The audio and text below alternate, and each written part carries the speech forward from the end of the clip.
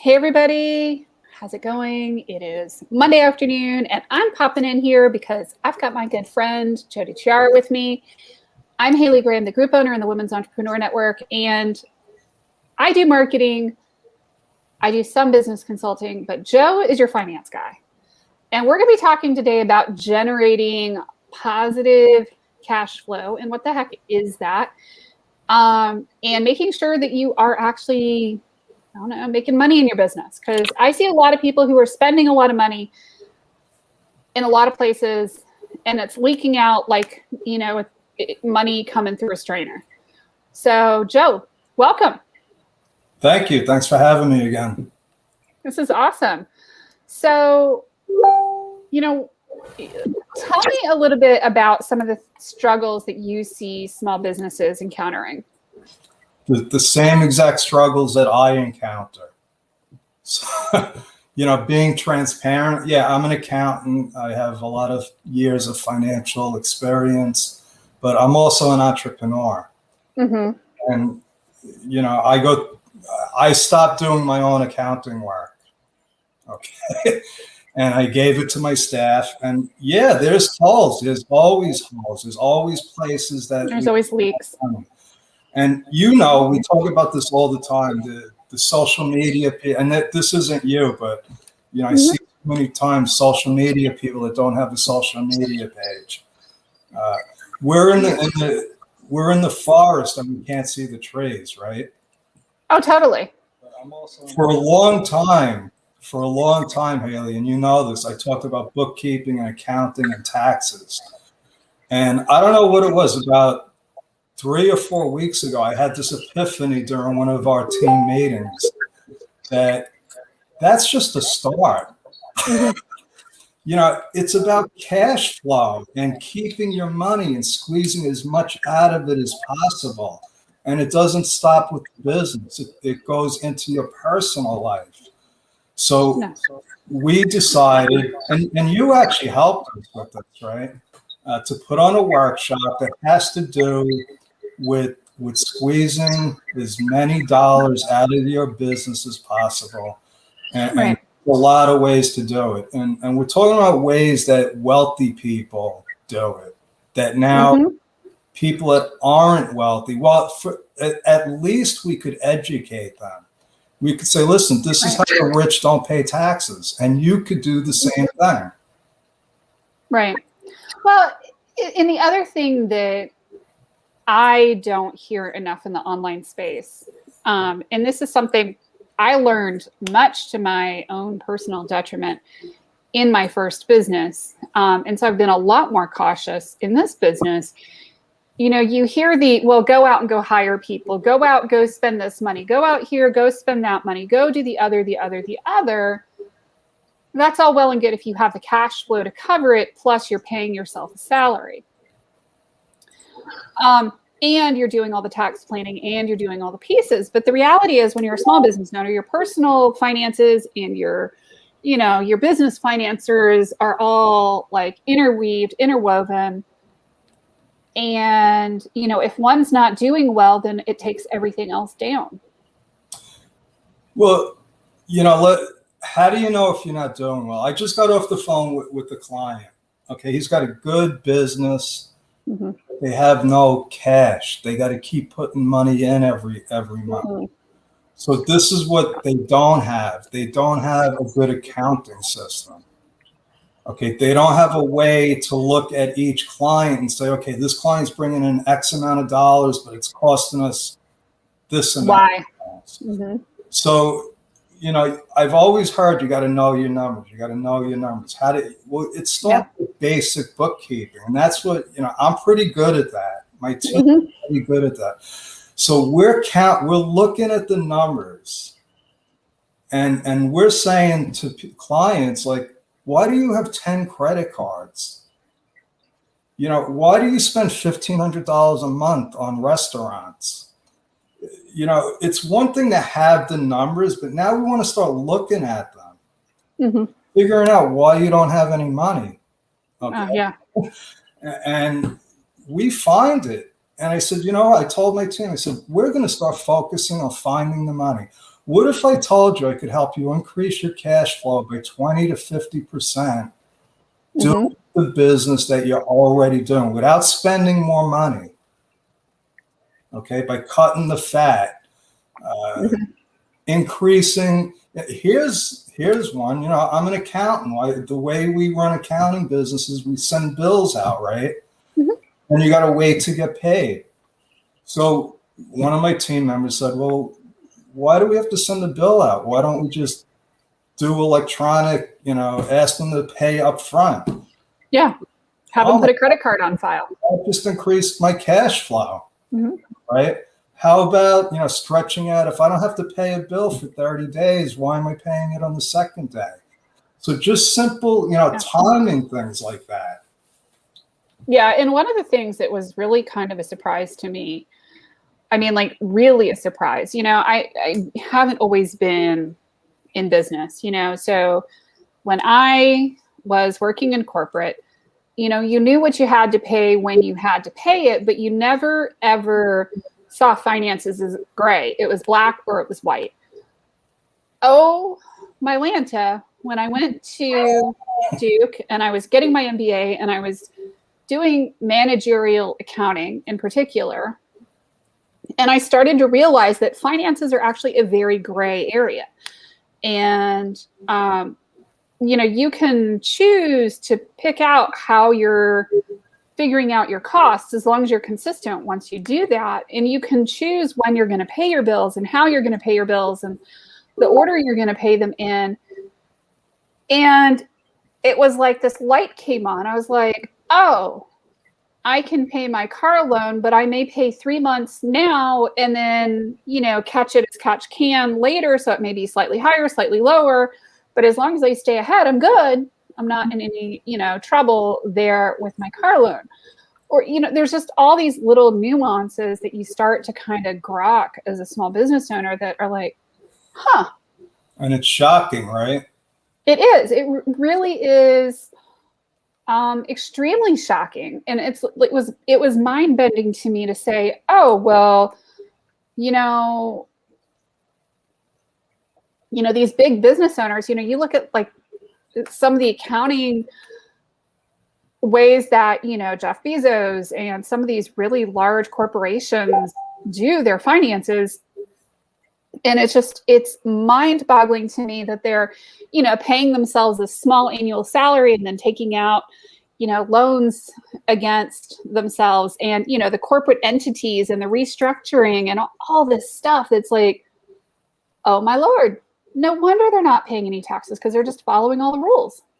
Well, we could, you know, and I cover this in my webinar, and what you're talking about is you don't know what you don't know. And I take on a lot of clients. There's a lot of people coming from corporate, from the education world, and they go into business. And they're all shocked. You know it. Some of them are your clients too. And I see, you know, within 6 to 9 months, people are ready to pull their hair out. and this is what happens, Haley. You know, the numbers are a science. When you get to be a big business, there's a reason. And this is the reason. They have been able to take the emotion out of it. Okay? They have accountants, they have lawyers. That's how they got big. So one of my objectives when I take on a new client is to explain to them, I'm a scientist. I go by the facts. Do you remember Dragnet? You might not be old enough for Dragnet, but it was just the facts, ma'am, just the facts. So if I have the facts, I could advise you properly. So the guy that was spending $1,500 a month on restaurants, I got to tell him this is not a good business practice.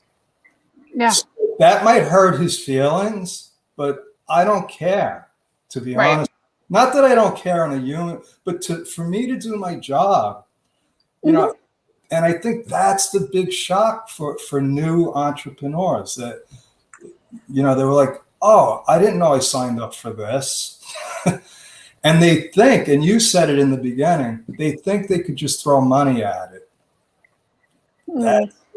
How does that work out? I've tried that, right? Let me just hire a consultant. Let me do this. Well, let me just buy this software. The biggest one I see a lot of times is expensive coaching programs or consultants and then expensive software. So they're buying, they're getting onto AppSumo or wherever, and they're buying every single software package out there because it looked good. The demo looked great. And y'all, it doesn't matter what field you're in. I mean, I've seen CPAs fall for this too, because they're like, oh, well, I thought I had to have that. And I'm like, and how does this particular piece of software meet your needs? And how are you going to exploit it until the cows come home? And then you get that, dumb look and, blank. Oh, right. Exactly the same things I keep telling my clients. Let me ask you a question. How many people do you know that are paying $100 for ClickFunnels that aren't using it? I don't know a whole lot, because most of the times once I get a hold of people, we're in the nitty gritty on like, what do you have for marketing software and what are you using and what are you not using? So we're getting rid of a lot of stuff, but I'm sure that there's a lot of people out there with Kartra, with ClickFunnels, with Kajabi, with whatever. And they were told that they would just build this funnel and it would all like make them money. And I mean, I've had people who come to me, like somebody who's having me build a website and is like, oh, but I heard I could get my, website listed here and it's only $99 a month. And I'm like, and how are you going to make more money? How are you going to make that back? And they're like, oh, well, they're going to publicize it to all their viewers. And I'm like, really? You talk about the funnels all the time in your mastermind. And a funnel isn't software, right? No. You don't need funnel is not software. So that's what people think. So, and I fell for that too when I first got into the whole marketing area. Like I wanted to learn how to do this. I thought I needed the software. What I needed was more simple, more. We overcomplicate things. Mm-hmm. Would you agree with that? I totally agree with it. We make it way harder than it needs to be, and we're spending money and leaking money all over the place. I mean, I see it all the time. So we think alike. We're like-minded because I agree. I try to stop people from spending money, and the way to do that is through knowledge. Mm-hmm. We want to teach people about money. We want to teach people. So let me let you in on another little secret. The way people get wealthy is they take advantage of the Internal Revenue Code. Okay. Who writes the tax laws? Think about this. Who writes the tax laws? It's the politicians, right? Mm-hmm. And who gives politicians money? The bottom line is it's all a concentration of wealth, okay, run by big corporations, people with billions of dollars that can hire the lawyers and the accountants. And so like somebody like Donald Trump or Warren Buffett, they're like, well, we're just taking advantage of the laws. Well, how about everybody else takes advantage of them? And that's what we want to teach people. This is how you do it. It's really that complicated. Oh, yeah. And it doesn't have to be super complicated. I mean, that's the thing that is kind of mind-boggling to me. We've known each other for a while, and a lot of it is actually, it's the simplest stuff, but it's the hardest to do. Well, I'll give you a great example. When I met you, I was in every single social media platform there was at the time, and I got zero traction. Mm-hmm. And what did you tell me? You got me into Facebook, doing Facebook Lives, and I didn't have time for all the other social media. But guess what happened? I started to get traction from it. Mm-hmm. So it was like, scale back, make it simple. Yeah. right? That's the philosophy. Yeah. And Throw money at problems. yeah, it doesn't have to be super complicated. And in fact, a lot of the best ideas are the simplest ones. And maximizing what you've got coming in. A lot of people think, oh, well, the wealthy don't, scrimp and save. And, if you've read the book, The Millionaire Next Door, you realize that the millionaire next door is likely driving a 10-year-old car. And, they're being smart about it so that they're keeping more money in investments, more money in their pocket, paying less in taxes, and doing all the things. That's how it works. Absolutely. But you don't know what you don't know unless you've been taught it. So another thing we teach people is that we got to start with a budget. That I was just on the phone with. That sounds like such a dirty word. It's like, talk dirty to me.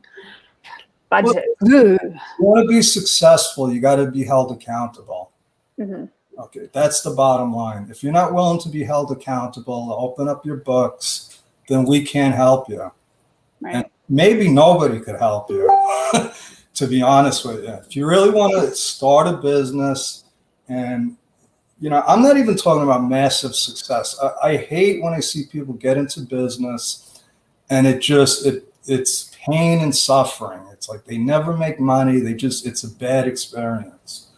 And that's why, we do things like these workshops to show people, suffering is optional. The pain is inevitable, right? It's gonna hurt. It's not gonna be easy, but we can make it simple for you. Absolutely. I love it. Yeah, it doesn't have to be super difficult, super complicated, super painful. But it is setting up your accounting right with Joe.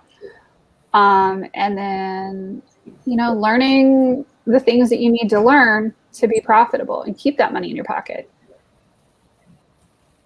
It's all good. Tell us about the workshop tomorrow. So it's starts at 1:00 Eastern. I got a lot of stuff to cover, so we're gonna go about 2 hours, and then I'll stay for questions and answers. And I believe, I got a lot of new content, a lot of out of the box ideas. I have some world-class guests. I wanted you on to talk about, how important it is to have time management. But you're not going to be available because you're bringing your son. Time management. Yeah. Well, I was like, time management. I thought of you. I was like, because you got it down.